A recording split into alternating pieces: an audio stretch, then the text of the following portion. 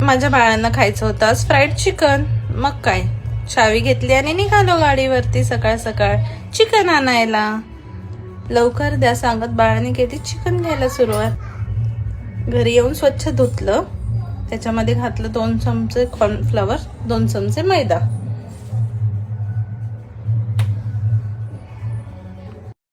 नंतर घालूया त्याच्यामध्ये कांदा फोडून, मीठ घालूयात चवीपुरतं, 1 चमचा शेजवान चटणी, 1 चमचा सोया सॉस, 1 चमचा टोमॅटो केचप,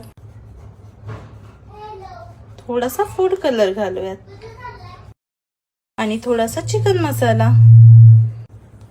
हे सगळं छान मिक्स करून घेऊयात. छान मॅरिनेशनला लावून ठेवून देऊयात तासभराने कढई तापत ठेवूयात. एक एक सोडूयात. तेल गरम असेल अंदाजाने सोडा. स्लो ते मीडियम गॅसवरती छान खरपूस भाजून घेऊया. चिकन आतपर्यंत शिजायला हवंय.